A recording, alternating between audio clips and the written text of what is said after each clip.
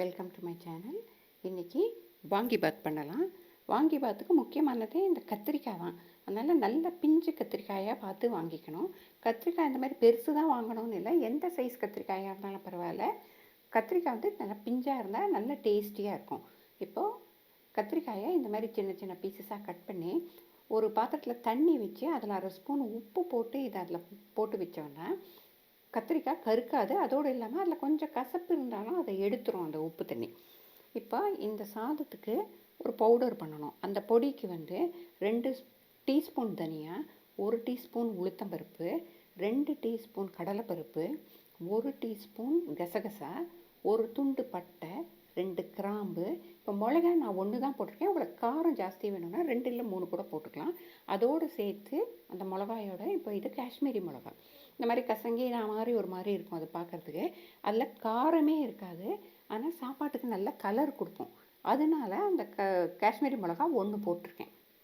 நமக்கு தேவையான சேப் மிளகா காரத்துக்கு தகுந்தாப்பில் எவ்வளோ வேணாலும் போட்டுக்கலாம். இப்போ ஒரு பாத்திரத்தில் 1 டீஸ்பூன் எண்ணெய் விட்டு இந்த பருப்பு இந்த தனியா எல்லாத்தையும் அதில் போட்டு மீடியம் ஃப்ளேமில் வச்சு வறுக்கணும். மீடியம் ஃப்ளேமில் வச்சு வறுத்தால் தான் பருப்பெல்லாம் கருகாமல் நல்ல கோல்டன் கலரில் வரும். இதில் இந்த கிராம்பு வந்து நம்ம போட்டதை விட 2லேருந்து 3 பங்கு சைஸ் வந்து பெருசாக இருக்கும். அப்போ கிராம்பு நல்லா பொரிஞ்சிருக்குன்னு நம்ம தெரிஞ்சுக்கலாம். அதுவும் பொரிஞ்சிடும், மிளகாய் இல்லாமல் நல்லா வறுபட்டுரும். உள்ளுக்குள்ளே இருக்க சீட்ஸ் இல்லாமல் பட்டையும் பச்சையாகவும் இருக்காது, ரொம்ப கருகவும் கருகாது. நல்லா வறுபட்டுருக்கிறதுனால நல்ல வாசனையாக இருக்கும். இந்த மாதிரி வறுத்தாதான் அந்த பொடி வந்து நல்லா வாசனையாக இருக்கும். அதை மிக்சியில் போட்டு கரகரப்பாக அரைச்சிக்கணும். இந்த பொடி இந்த மாதிரி அரைச்சி போட்டோம்னா தான் சாதம் வந்து நல்ல டேஸ்ட்டாக இருக்கும். இப்போ ஒரு பாத்திரத்தில் எண்ணெய் வந்து 2 டேபிள் ஸ்பூன் எண்ணெய் விடலாம். உங்களுக்கு பிடிச்சதுன்னா 1 டீஸ்பூன் நெய்யும் விட்டுக்கலாம் அதில். அப்போ வந்து இன்னும் ரொம்ப டேஸ்டியாக இருக்கும். அதில் 1 டீஸ்பூன் கடுகு, 1 டீஸ்பூன் உளுத்தம்பருப்பு, 1/2 டீஸ்பூன் பெருங்காயத்தூள் போட்டு கடுகு பொரிஞ்சு உளுத்தம்பருப்பு செவந்ததும் அதில் ஒரு கொத்து கருவேப்பிலை போடலாம். கருவேப்பிலை போட்டு அது நல்லா பொரிஞ்சிடணும். இந்த மாதிரி இந்த கருவேப்பிலை பொரிஞ்சுனா நல்ல வாசனை இருக்கும் சாப்பாட்டில். இப்போ அந்த கத்திரிக்காயை நல்லா தண்ணியெல்லாம் ஒட்ட புழிஞ்சிட்டு போடணும். அதை போட்டு வச்சுருந்த தண்ணி அதில் இருக்க வேண்டாம்.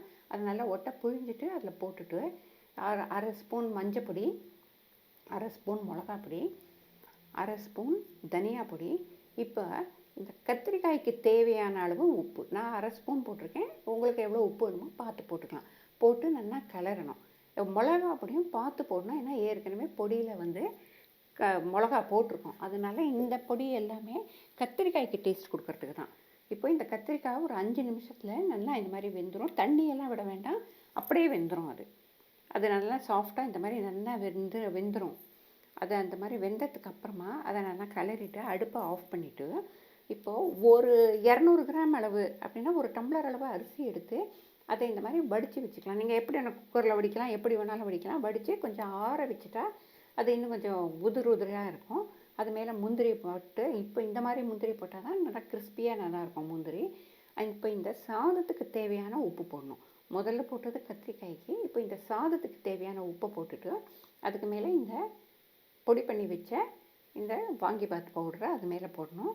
போட்டுட்டு அதை நிதானமாக கலக்கணும். அந்த அரிசியெல்லாம் உடையாத அளவுக்கு ரொம்ப நிதானமாக கலக்கணும். ஆனால் அது ஃபுல்லாக ஒரு வெள்ளையாக ஒரு சாதம் கூட தெரியாத அளவுக்கு நல்லா கலந்தால் தான் நல்ல டேஸ்டியாக இருக்கும்.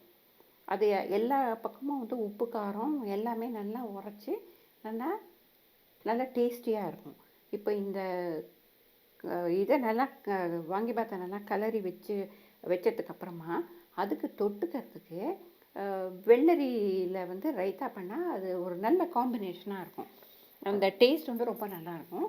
இப்போ நான் வந்து ஒரு வெள்ளரி எடுத்து சீவி வச்சுருக்கேன்.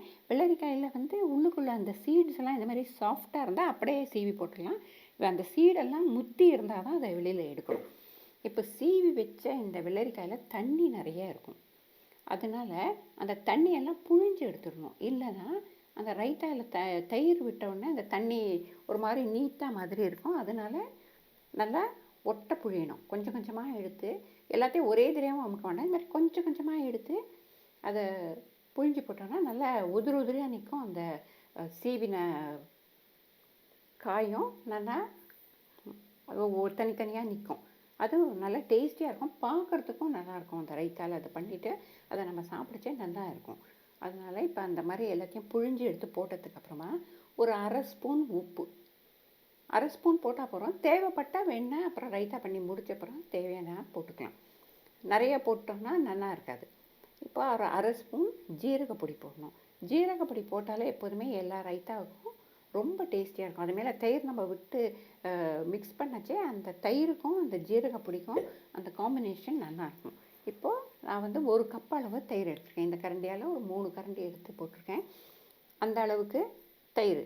ஆனால் தயிர் வந்து எப்போதுமே புளிக்கக்கூடாது. நல்ல புளிப்பு இல்லாத தயிராக போட்டால் தான் ரைத்தா வந்து டேஸ்டியாக இருக்கும். புளிச்சதுன்னா அவ்வளோ நல்லாவே இருக்காது. இப்போ அதை போட்டுட்டு கலந்துட்டு அதுக்கு வந்து மிளகா பொடி போடணும். பச்சை மிளகா போட வேண்டாம். இது பச்சை மிளகா போடாமல் பண்ணினோன்னா குழந்தைகள் கூட வாயில் அந்த காரம் படாமல் ரொம்ப விரும்பி சாப்பிடுவா இந்த மாதிரி பண்ணினா. அதனால் மிளகா பொடியை போட்டுட்டு மேலே கொத்தமல்லி போட்டோன்னா அது நல்ல வாசனையாக இருக்கும்.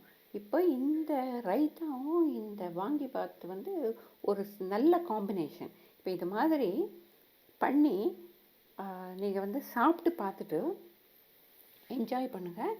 பண்ணிவிட்டு இது எப்படி இருந்தது அப்படிங்கிறத